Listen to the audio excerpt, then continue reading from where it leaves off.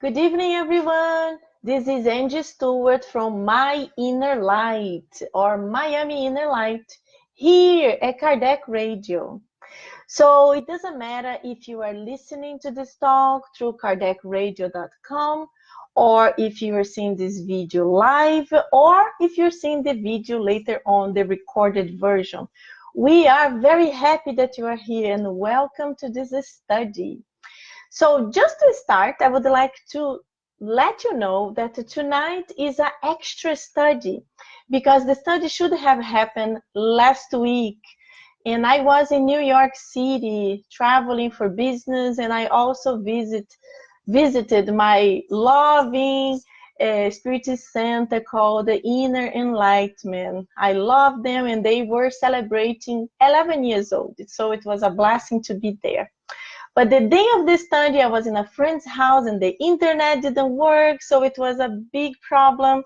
I had to cancel last minute. But that's it. We are here tonight, very excited to pick up the study again. So if you are new to the study, it's very simple. We study for 1 hour, 2 books, 30 minutes each book. The first book is Thought and Life by the Spirit of Emmanuel. And the second book is The Gospel According to Spiritism. Tonight we are in chapter 22 and we are going to read about guilt. And as we always do, to start, we do a little prayer just to connect us with the enlightened spirits. And if you want, we always put a bottle of water so the enlightened spirits can bless it, they can energize it, and we can use it as our medication through the week. So right now, I just would like to invite you to close your eyes for a few seconds while we do our initial prayer. Dear God, beloved Master Jesus, thank you so much for bringing us here tonight. Please, Master, help all of us that will be listening to this study to be able to be connected to our guardian angels in order to be able to open up our minds, focus, understand what we will be reading, more especially to help us to connect and to put in practice the beautiful messages of those books. Thank you so much. So be it. Very good. So if you are here, if you are new, please go to My Inner Light Facebook page. The address is here. And then you can go to photos. And there you can see the pictures of both books. So you can follow the studies. So we are going to start with Thought and Life, chapter 22nd, Guilt, and it's page 85. So I just would like to say hello to the ones who just arrived here. So hello, Francine. Very, very nice to see you here. This is awesome. Jaqueline Monteiro. Welcome, welcome, Jaqueline. Carla Marques, my dear Carla, always helping. Very welcome, guys. So let's go. I will read, and please feel free to put your comments or questions or whatever you want. And as soon as we finish, we can start discussing. Number 22, guilt. We develop feelings of guilt whenever we avoid fulfilling our duty. This then leads to various shades of remorse that thereby activates an infiltration of darkness within the delicate tissues of our soul. While repenting, the mental reflexes undergo painful, haunting memories, which slowly drip poison into our thoughts. That's tough, huh? In turn, this poison emits a populace produced by our inner life that then affects the spiritual atmosphere of our home. Like a magnetic field, every creature has a halo or aura of a creative or destructive forces. This halo determines its own qualities, by the invisible rays it projects. We also establish our invisible links through affinity with this halo. Since mental waves operate under the principle of electricity, we begin to assimilate through these waves the depressed influences which emanate from the thoughts of both incarnate and discarnate beings. They attune themselves to us through our actions and influences. We project devastating energies through guilt and depression. Moreover, we often harbor a silent anger that projects our sorrow against ourselves into the displeasure and dislike towards others. The reason for these negative views, depressed by others, are the result of guilt reflexes that wheel around us and are quickly incurred by the indisposition of others. They bring over to us silent messages of rebellion, discouragement, anguish, and despair that fluctuate around our psychic atmosphere. We then become rebellious people in society, wanting either to be alone or create scandal. This mental state causes us to feed our imagination with morbid sensations of our own guilt. In this negative attitude, and lashed by the vibrations of our sickly thoughts, we reach a partial or total physical collapse.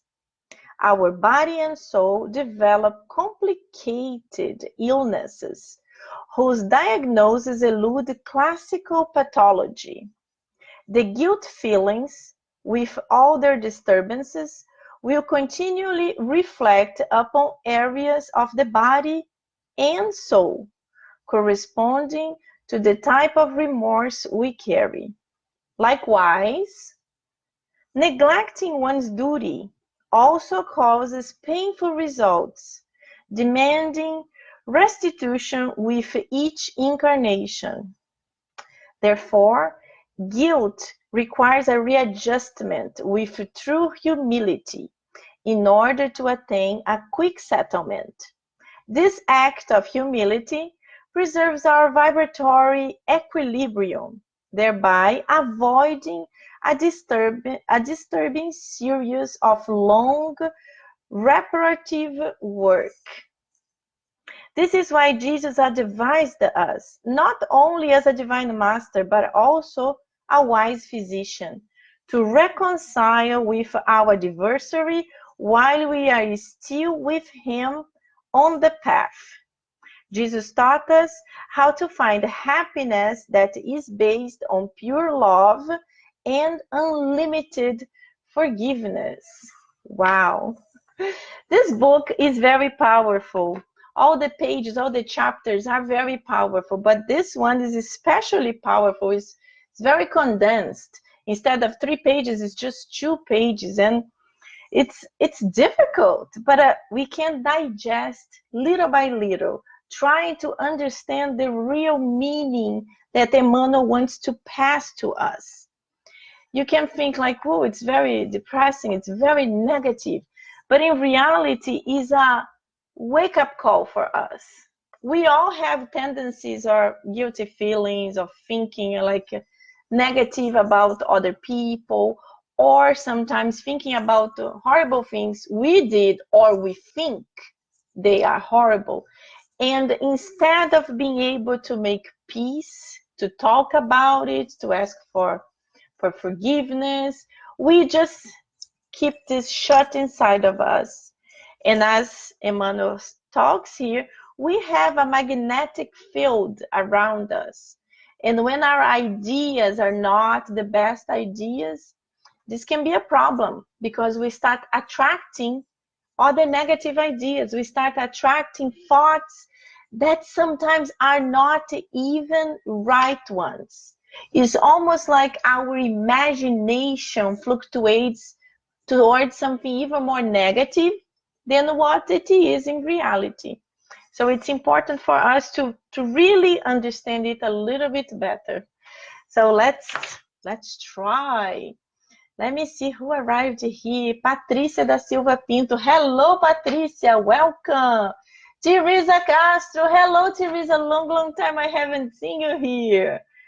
Raquel Murray. Hello, Raquel. How are you, my darling? I'm super happy for your walk this weekend. It will be successful. I wish I could be there to help you in the organization of this wonderful event, but it will be great. Inner Enlightenment will be helping you.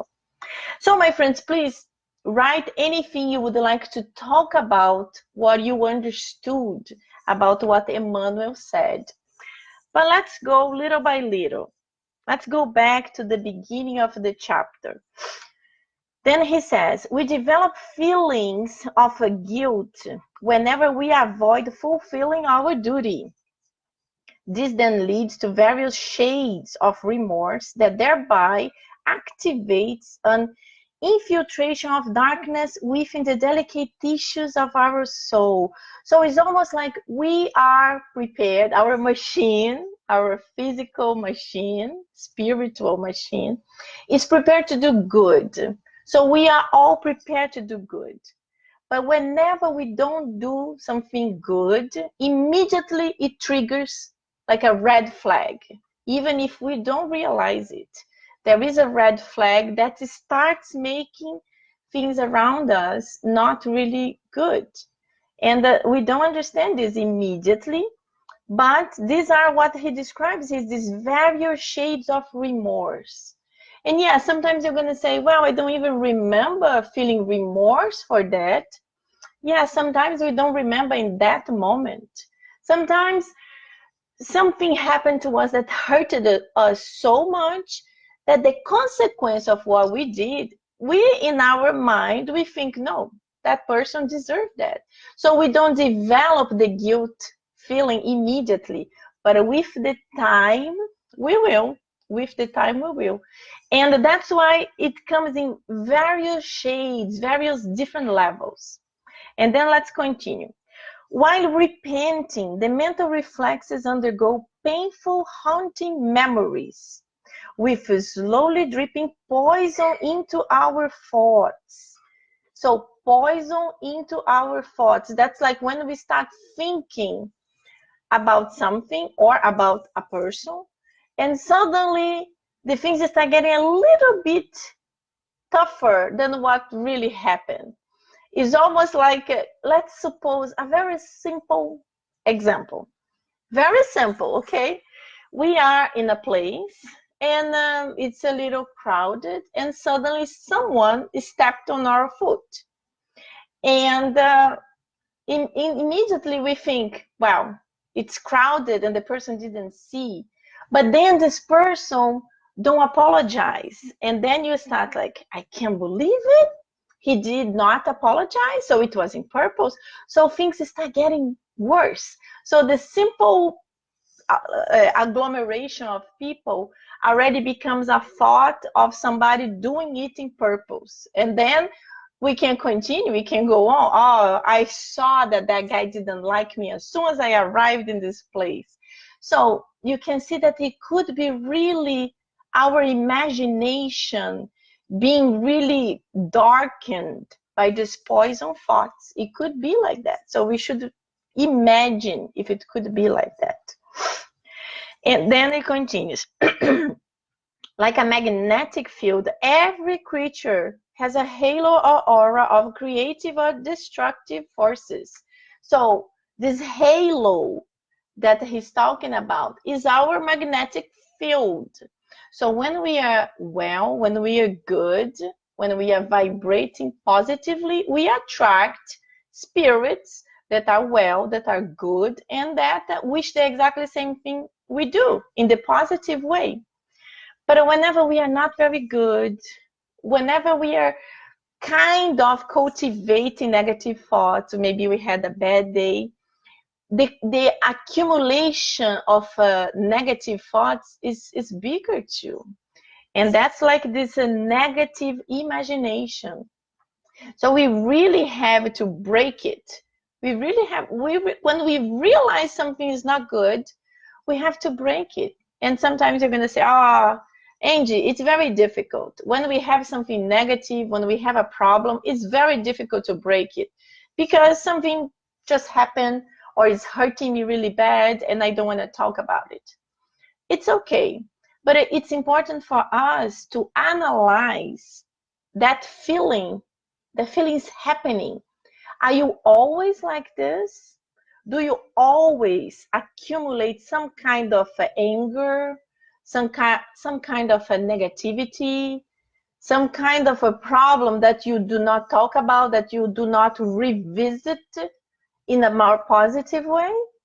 Well, if your answer is yes, think about, because we know that our physical bodies vibrate in this energetic field that we cannot see. We cannot see energy, but we know energy is here. We know.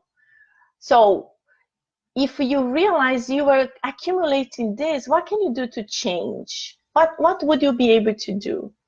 Well, with me, I immediately pray. Asking for help, asking for guidance, asking to be more connected to my guardian angel so I can visualize a solution for that. But there are so many other ways. You can call a friend and then you can talk about it. You can listen to a guided meditation that will bring your mind away from that problem. So you can start thinking about positive things and momentarily forget about that. So you can revisit that later. But it's already good that you identify this negative pattern that you are going through. So you can work on it. The most important step is that recognizing something is not good, so you can fix it. And then Emmanuel continues. Since mental waves operate under the principle of electricity, I just talked about that, we begin to assimilate through these waves the depressed influences which emanate from the thoughts of both incarnated and discarnated beings. So it's important for us to understand what I mentioned before. So the incarnated beings, they are in that ambience, and we might have joined them because of a common thing, but the discarnated ones, they are kind of attracted to us. So they are thought to thought, very, very close to us, depending on our vibratory energy. So we can disconnect from these negative ones physically or spiritually. From the incarnated ones, if you are in a place, for example, if you are in a place for whatever reason and suddenly you start listening people fighting, you start listening people cursing, and you start feeling the negative energy, why are you going to stay there? Please don't stay there. Leave. I know that in the past I used to say, no, I will not be influenced by these vibrations because I vibrate in a higher level. Yeah, higher level like this, little millimeters, not like meters. And when we vibrate in a higher level, but it's so super close to the majority of the people, the tendency is that we are gonna mingle. We are gonna mingle with that negative vibration. And whatever they are going through, we are gonna go through, we are gonna start feeling. And it's not good for us. So the best way is really cut physically. So get out of this this area, go to somewhere else and mingle with people that you feel more comfortable. And yes, when you have something in common with other people, you feel the vibration is different. That's why when we, for example, when we like the same type of sport, or when we like the same type of I don't know, subject, like you both like history, so you talk about it, or even spirituality. You both are spiritual beings, not necessarily spiritist, but the other person believes in reincarnation, for example. So there is something in common that makes you feel good and you want to interact more with that person. So everything happens to the positive, but it could also happen to the negative. But the negative, we keep it if we are not aware, if we are not paying attention. So it's important for us to be aware of this. So these beings, the incarnated or discarnated, they attune themselves to us through our actions and influence. So that's exactly what I said.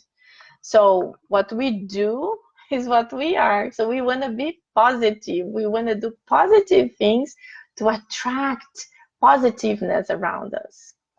So in the next page, Emmanuel starts. We project devastating energies through guilt and depression. Moreover, we often harbor a silent anger that projects our sorrow against ourselves into displeasure and dislike towards others. This is very important. So devastating energies through guilt and depression. So we know how dangerous is depression.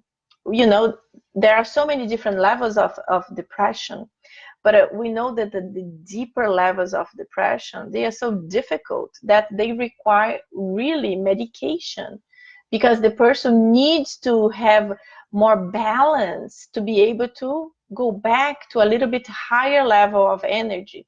And then through prayer, through treatments, to studies, or these are all the ways that we can help someone in the Spirit Center. Go doing fraternal counseling. All this will help this person to get out of depression. Because we all go through difficult moments in life. Life is not perfect. That's why we are here in the planet Earth. Planet Earth is like this. The life is going ooh, and then falls, and then goes up and falls and goes in the middle. And as Chico's savior, Chico Xavier, always said, it also shall pass. Everything, good things and negative things. So it's not that something good happened that you're going to be feeling good forever, because you're still living here. You will face difficulties, you will face problems, you will face disagreements. But we all have to make amends. We have to understand, why is this happening? But most of all, why I'm allowing this to affect me so deeply? Why? We all go through problems, but when we allow this anger, negativity, guilt feelings to really penetrate our core, then we start going down. And then, yes, we can go into depression. A lot of people that I know, they say, depression is not for me. Are you kidding me? I have too many things to think about in order to be depressed. No. It's not like that. Depression can happen to anyone at any time. Anytime. We don't know exactly how it can be triggered. Yes, there are obvious reasons. People who are going through difficulties with their jobs, with their bills, with health, this could trigger something even deeper. But sometimes a person their life is going well, normal, nothing fantastic, but nothing really terrible. And little by little, the person will start getting different and do not recognize. So this is really for us to wake up. It's a wake-up call for us to analyze. And then he continues. The reason for these negative views expressed by others are the result of the guilt reflexes that whirl around us and are quickly incurred by the indisposition of others. They bring over to us silent messages of rebellion, discouragement, anguish, and despair that fluctuates around our psychic atmosphere. Wow, so it's almost like whatever we are thinking, whatever we are cultivating, but sometimes we are not talking about it. We are not talking about this to anyone. We are just keeping within ourselves. We are just thinking, wow, person A seemed so nice, but just did this, this, and this. And now show me, I'm seeing the other side. It's a very dark side. And then we start like, as I mentioned before, we start with more negative ideas about that person A. But let me tell you one thing. We all have this other side. There are no person in this planet that is absolutely perfect, that every single person loves that person. No, there is no one like that. You know, if you think about Jesus, the governor of planet Earth that came here with a message just of love, forgiveness, help the others, treat the others like you would like to be treated. And he was pretty much hated by a huge amount of people. How can you think that you will be loved by everyone? Especially when you start like being, how can I say, you start being like being more famous in certain things. I'm not talking about famous of being on TV, but being successful. I think that would be a better word. Being successful in your career or in your relationship or whatever you were doing. If you start appearing more, people will pay more attention to you and they will analyze you more. And yes, there will be more people that will like you, but it will always have the people that will be with negative feelings or envy or whatever. It doesn't matter because this is normal. What matters is that you have to understand that whenever you think about someone in a negative way, because yes, maybe the person really did something that's not good. But think also that sometimes we do things that we do not realize they were so negative.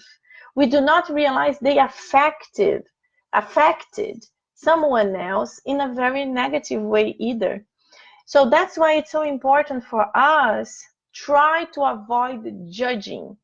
Every time we think about someone and we see all the negativity, all the bad news about that person, we have to think that person also has positive sides. There are also good things.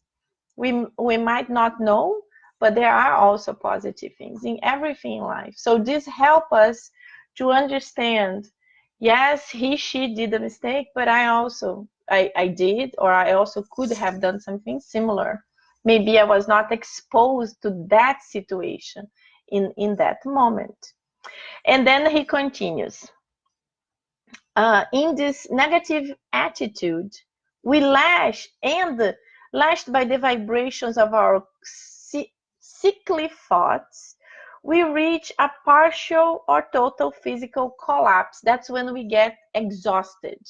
That's when comes the danger of getting physically sick. And it starts with a headache, or sometimes it starts with a cold, or sometimes some kind of stomach ache. And we do not realize that sometimes we produce that. Yes, I'm not saying that every single disease we have, it's because of this, because it's not. There are viruses, that's bacteria, there are all kinds of things, yes. But sometimes we allow this bacteria, we allow this virus to penetrate our physical bodies, and they bring these diseases because we were not able to cultivate positively our energy, and then our cells, they get weak and they cannot fight as they would. So this is what I'm trying to say. And then he continues, our body and soul develop complicated illnesses whose diagnosis elude classical pathology. The guilt feelings with all their disturbances will continually reflect upon areas of the body and soul corresponding to the type of remorse we carry. So it's almost like if we do not clean the remorse or the negativity we are carrying within us, we will not be able to get cured. Yes, we will take medication, and the medication will really fight the sick cells, and we will be good again. But if we continue with the negative feelings, with the guilt feelings, soon we will get sick again with something else. Maybe not the same cold, maybe not the same headache, something else. So that's why it's so important for us to watch ourselves. And if we live in a house where there are other people, especially if there are plants, if there are animals, if there are kids, and we cultivate this negativity in our vibration and then in the vibration of our home, we can bring this negativity to them because they are weaker. The plants, they are the first one to get really bad. Divaldo Franco tells a story of a friend that went to his house, saw one of his plants, and said, "Oh, Divaldo, your plants are so beautiful. I cannot believe that my plants can never be as beautiful as yours. It's so terrible." And he says this person was a very nice person, was not a bad person. It was a very good friend. But the energy of envy was like envy that she felt by him being able to have a very beautiful plant and she could never have it. Maybe because she didn't water, maybe because she didn't put the plant on the sun, maybe because she didn't give a loving energy to the plant, so the plant died. And she looked at Divaldo's plant and is like, "Oh my God." So Divaldo says the next day, plant was dead. So this is just for us to think like, whoa, that's really happens. And also our animals and also our kids, our kids, they are weaker than us. They are less resistant than us. That's why if you can exercise the power of prayer in your home every day, this is a blessing. But even better is if you really can do the gospel at home once a week. Once a week, you do the gospel at home with your family or with your roommates or even by yourself. This is a way to invite the enlightened spirits to come, to join you, to do a cleansing of your home. So it will just be cultivating the positive energy. Even if you had brought some negative energy that week, when you do the gospel at home, that will be clean and everything will be good again. So these are things that we should really think and we should really put in practice. So finalizing here, Emmanuel says, likewise, neglecting one's duty also causes painful results, demanding restitution in each incarnation. So this is like in each incarnation. So which duties? What kind of duties is Emmanuel talking here? Well, so many. But imagine like a simple duty, a mother. You are a mother or a father.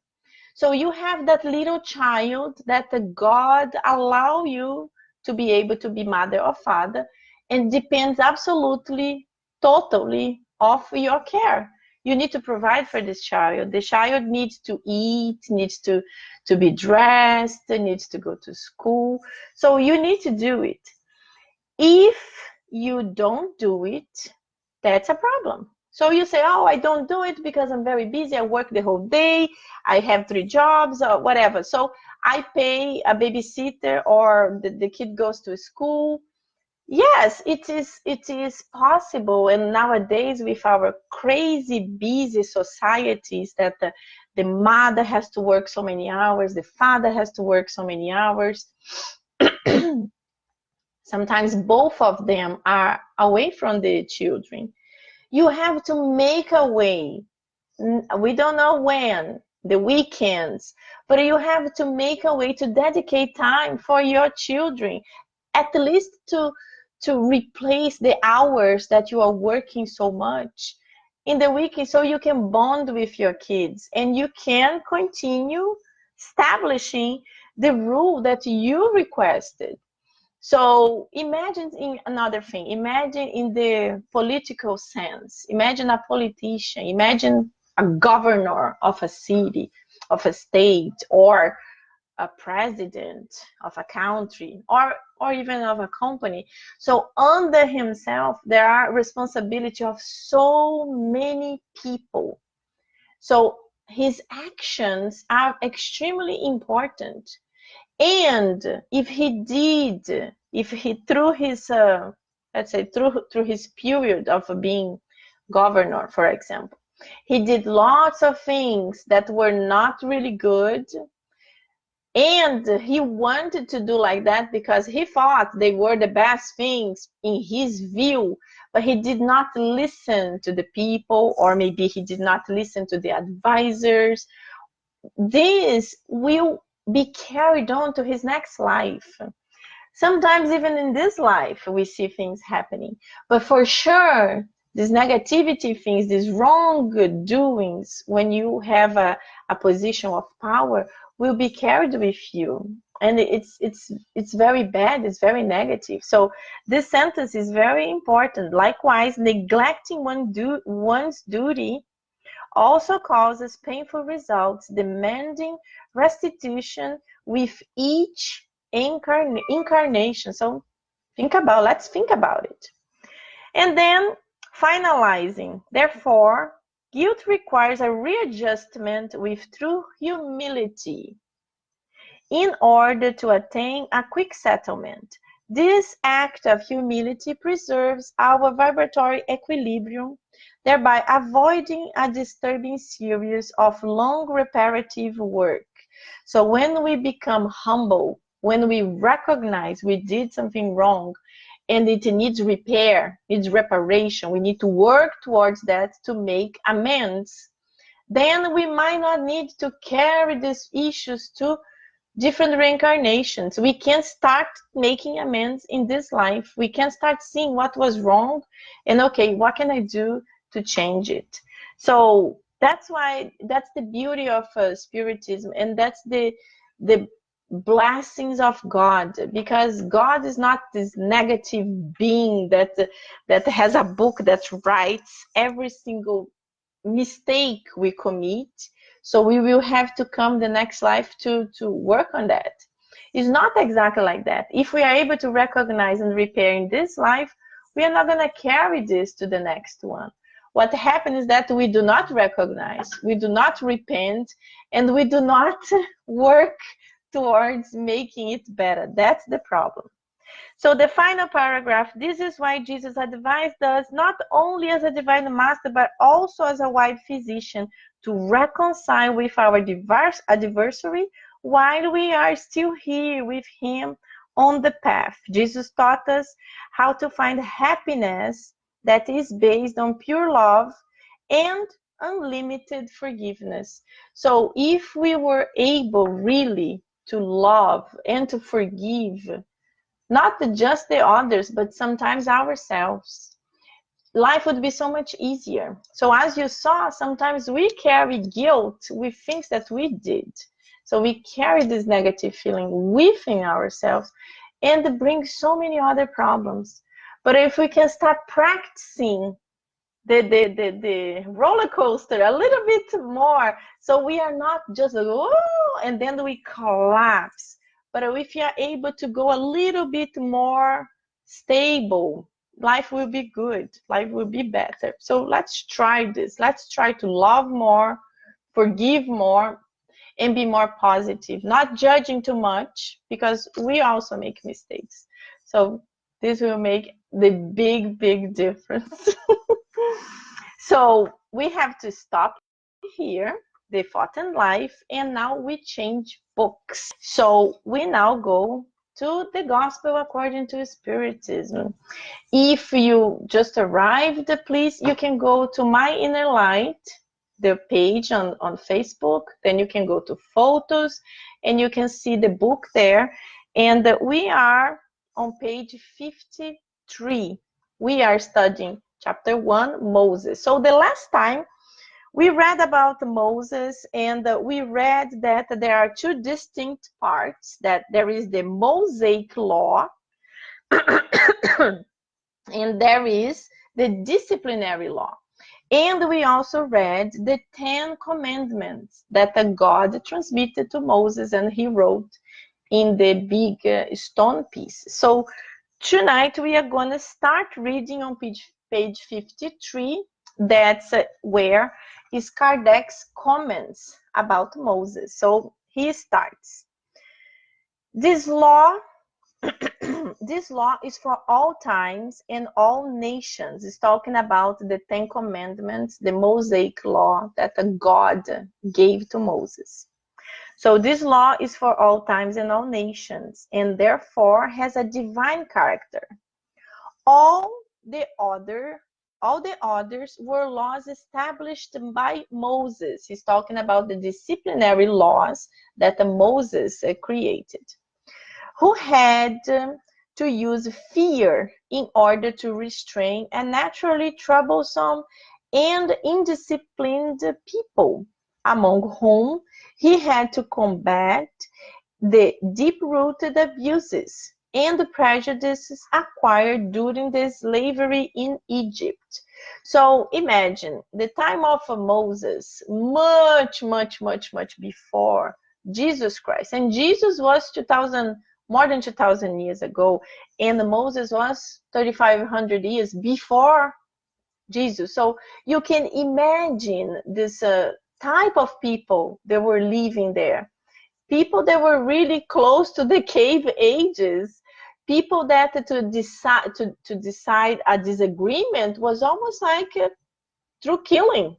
Like the stronger one will be the winner and will have the whatever they are fighting.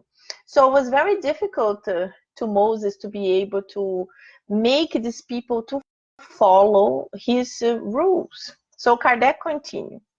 In order to give authority to his laws, he had to attribute them a divine origin, as did other lawgivers of early peoples. So Moses started creating laws to help to guide those people, to help to guide these very difficult people. And he started telling them he received another law from God. And the law was not from God, was from himself. Yes, he probably was very well connected with higher spirits in order to be able to create certain laws to guide them. But even Moses was not perfect. He also had his mistakes. And we are going to see why I'm talking about that. So Kardec continues. Human authority had to be based on God's authority, but only the idea of a terrible God could impress ignorant men and women, in whom moral sense and the sentiment of a refined justice were still little developed. It is quite obvious that the one who prescribed the commandments, you shall not kill, you shall not cause harm to your neighbor, could not be self-contradictory by making extermination a duty. The Mosaic laws per se thus had an essentially transitory character. So here is a comment that Kardec is talking about, that it's not possible the same law, the same being that said you shall not kill, then creates a law saying these people should be exterminated. It's like, it's crazy. It's like, it's not the same person. How, or this person is bipolar. I'm kidding. But it's almost like God says one day, you shall not kill. And the other day he said, these people have to be exterminated. And why I'm talking about this? Because here when Kardec talks about by making extermination a duty, there is in Deuteronomy, I think it's in English, there is a law that's commented in the Deuteronomium, I don't know how it is in English, where it states that Moses received a law that the Canaanites, people who lived in a place called Canaan, they should be exterminated. They should all be killed. So this is historical fact. You can Google and you will see the Deuteronomium, and you can put Deuteronomium, Moses extermination, Canaan, and we'll talk about it. And there are lots of experts, historical experts, that talk about in the end this did not happen because Moses came back and he said God had changed the law and there were not going to be a necessity to exterminate the Canaanites people. So this is interesting. Wow. So Moses thought they had to be exterminated. So this is showing that he was a being from that time. He was involved in these difficult times. Even if he was a much more elevated being from the majority of the people, he also had his ups and downs. But one of his up moments that I always love is talking about the law of divorce.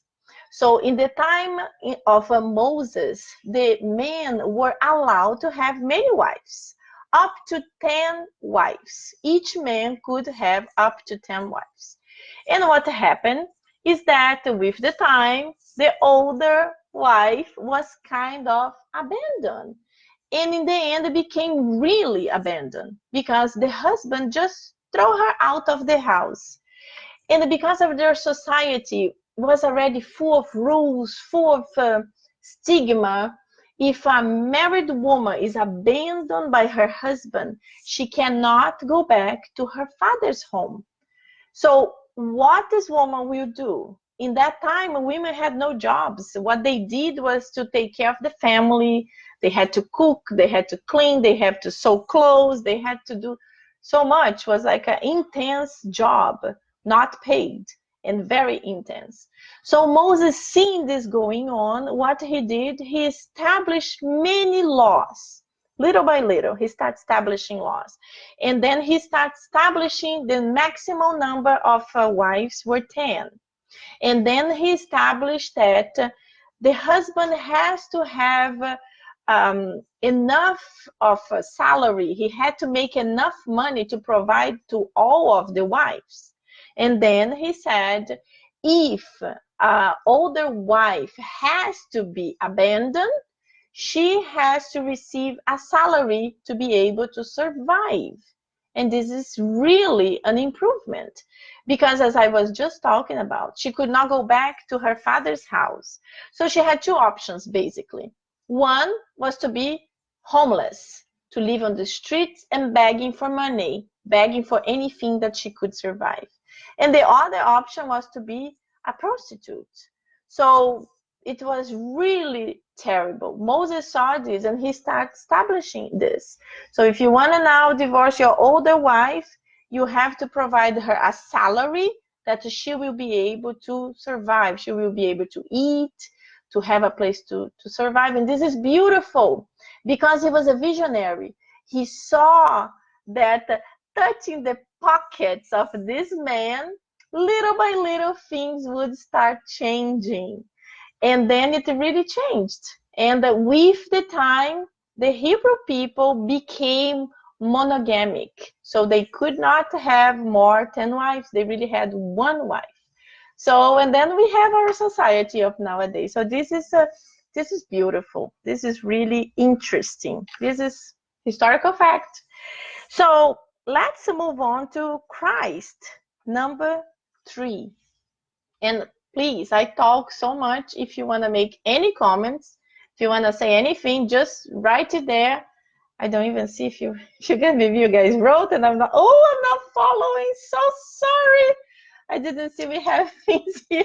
So Teresa wrote, We haven't been here. Yes, Teresa, you haven't been. Guilherme and Carla, welcome. I'm glad you were able to join us. This is awesome. Claudia Garces, hey, Claudia, long time don't see you. So Teresa wrote, meditate and journaling. Yes, journaling is very interesting. We read about things that we wrote when we were angry, for example, and then we're like, whoa, my God. Or when we are very inspired and we're like, wow, look what I wrote. This is so nice. I wish I could be like this every day. I used to write a lot. So how do I say this? Zeljiko Milekovic, welcome. I hope I pronounced your name well. Hi from Serbia, listening to your radio in Serbia. That's phenomenal, from Serbia. Yay, welcome. This is great. I'm very happy about it. Thank you for joining us. Yara Gouveia, my dear friend, mwah! Very nice to have you here. Clélia Cunha, welcome. Sunshine back. Hello, Sunshine. Welcome. And Teresa wrote again, Spiritism is helping me be in the Word, but not to fall to all its influences. Yes, Teresa, exactly. Because, it's normal for us to go up and down. It's normal for us to sometimes to have negative thoughts or bad impressions, and sometimes we really have a bad impression of someone that's not necessarily true. Sometimes it's really not necessarily true, and with the time we see, wow, what I thought was so different. But it's important for us to see this, to recognize this, and to change. Like I already said, no, let's think about the positive qualities of the person. Let's focus on that. So we kind of, for that moment, we don't think about the wrongdoings. And also pray for the person, We always talk about prayer, and when we pray for ourselves. Oh, God, please help me to have patience. But we also should have to pray for someone else if we are having some kind of difficulty. If it's a boss, a co-worker, if it's someone, our neighbor, even in the Spirit Center. Because we know the Spirit Center is our family, our spiritual family. So we are meeting there, we think, oh, the first time I'm meeting this person. Sometimes we have met many other times in different positions. Maybe we were family members, maybe we're best friends, maybe, who knows? And we are meeting again. But again, we both are meeting with the same purpose, the purpose of Spiritism, the purpose of bettering ourselves, the purpose of learning our mistakes and changing. That's the thing. That's the important thing, to change to the better. And then Anthony, hey, Anthony Perez, how are you, my friend? I was just in New York until this morning. My flight was 5 o'clock in the morning. Can you believe it? I wish I could have seen you. I wish you could have gone to Inner Enlightenment, but welcome. So very good. We have 7 minutes. So let's read page 53, Christ. Number 3. Jesus did not come to destroy the law. That's it. That is God's law. He came to fulfill it. That is to develop it, to give it its true meaning, and to adapt it to the degree of humankind's advancement. That is why that in this law may be found the principle of duty to God and one's neighbor, which comprises the basis of his doctrine. On the contrary, as far the laws of Moses per se, Jesus modified them profoundly, either in form or in substance. He constantly combated the abuse of outward practice and erroneous interpretations, and he could not make them undergo a more radical reform than that of reducing them to these words: love God above all things and your neighbor as yourself. And in stating, this is the whole of the law, this is the whole of the law and the prophets. So this is good for us to see that Jesus came not to change everything, like he was accused so many times that he was like changing everything, he did not respect anything. Was not what he was doing, but the population, some of the people could not understand. He came to fulfill it, to further explain it. Because in the time of Moses, Moses couldn't explain to those people. Imagine, they have to decide who is going to have the biggest goat, and they start fighting. And they are decided to kill themselves, to kill each other, to see who will keep the goat.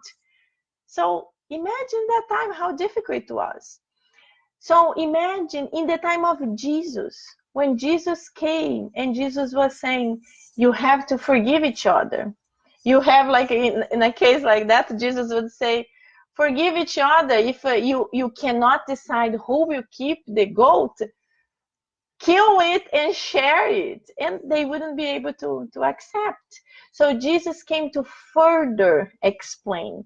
And exactly as we're going to see, Spiritism later on came to further explain what Jesus couldn't explain to us, because in that time we also reincarnated there and we couldn't understand everything. That's why Jesus had to always speak in parables, because through the metaphors, through the stories, through the ideas, we would think about it, trying to understand, not fully understand, but trying to understand.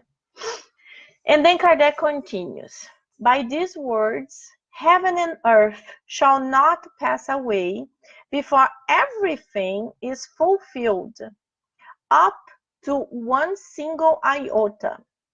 Jesus meant that it would be necessary for God's law to receive its fulfillment, that is, to be practiced all over the earth, in all its purity, with all its development, and all of its consequences. For what good would it have done to be established this law if it were to have remained the privilege of only a few people, or even of one sole nation? As children of God, all humans are without distinction the object of the same solicitude. So Jesus knew that for his law to be fully understood, the population in general had to be able to be more evolved, and they would have to be practicing his law of love and forgiveness to the little tiniest iota. Wouldn't be like, today I'm more forgiving, tomorrow I get angry, I don't forgive anyone. Today I love my son, tomorrow I don't love my husband, tomorrow I don't love my neighbor. So we are people that we have these tendencies. And when we are good, wow, we love everyone. Oh, today I love everyone, I forgive everyone. When something goes wrong, I can't stand anyone. And we are like that. So that's why Kardec has explained that Jesus knew that. Jesus knew he was planting the seed for us to one day to be able to understand all his teachings. And that's exactly what Kardec is explaining here. So let's read number 4. So next week we can start in talking about Spiritism.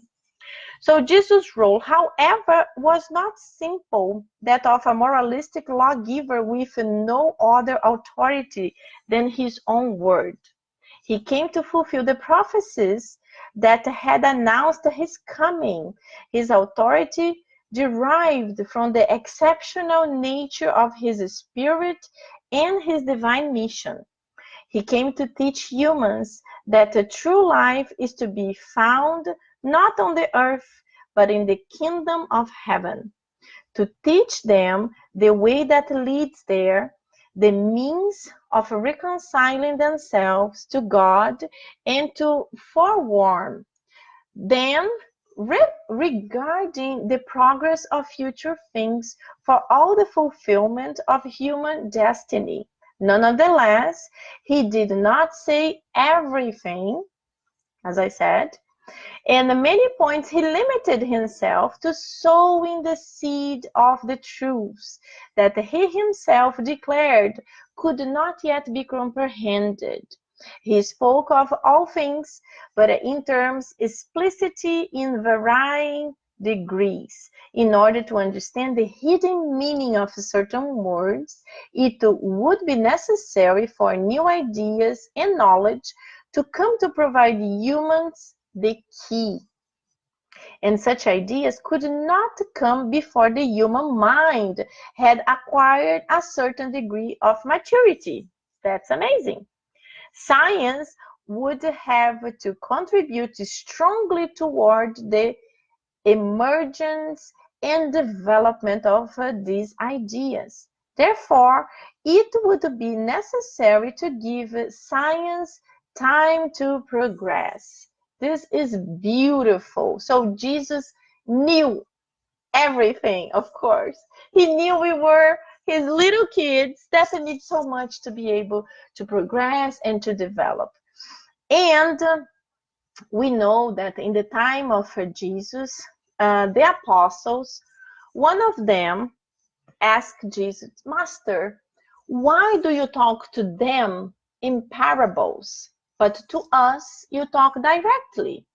So then, that the apostle that's talking are the population, the big mass of people. So the apostle was saying, when you talk to the population, you always talk in parables, but when you talk to us, you talk directly. And then Jesus answered, because you are more prepared. You can understand me. They cannot yet. And we know the apostles, they were picked one by one in the spiritual realm to come back to earth in this mission that Jesus had organized. There is a book of Humberto de Campos that he talks about it. And he explains the disciples, they were being prepared to come in very humble positions, but spiritually they were much more evolved than the majority of the people on earth. So this is the beautiful message of Jesus. The governor of the planet Earth decided to come to the planet Earth to live amongst us, to teach us his example. Of course, in that time, most of us, we couldn't understand. But nowadays, through so many reincarnations, we are finally getting it. Still difficult, but we are finally getting it. And because I was not here last week, next week we will have another class. So next week we will study the book Thought and Life, chapter 23, Assistance. And this book, The Gospel According to Spiritism, we will study about Spiritism. So we will be able to further develop in this beautiful study, in this beautiful knowledge. And let me see if anyone wrote anything else. Anthony, next time, yes, next time I go to New York, we meet probably in Christmas time. Let's see. So my friends, it was a pleasure to be here. I'm very happy you were able to join. If you couldn't see us live, I'm sure you can listen to Kardec Radio. There are so many beautiful studies, so many books that you can follow there, or even here on Facebook in the recorded session. So now we are going to finalize with our prayer. So tonight when we go to sleep, we will be able to fully understand what we talked about, and it will penetrate more in our spiritual being. So we will wake up tomorrow feeling less guilt and connecting less with the negative feelings. Okay? Very good. So let's relax, close our eyes. Almighty God, our dear brother, Jesus. Thank you so much for your love, your care, for so many blessings we are constantly receiving in our lives. Please stay with us. Help us to be able to fully understand all these messages. Help us to have a blessed night with beautiful dreams where we are going to be with our guardian angels, visiting locations where we can hear, see, and study much, much more and deeper than what we did right now. And please help all of us to be able to come back here again next Thursday to continue the study. Thank you so much. So be it. Very good, my friends. It's awesome. Thank you so much for being here. It was great. And I hope to see you again next Thursday at 9 p.m. Eastern Time. Thank you so much. God bless all of you and see you soon. Bye. Bye-bye. Thank you. Bye, Carla. Bye, Guilherme. Bye-bye.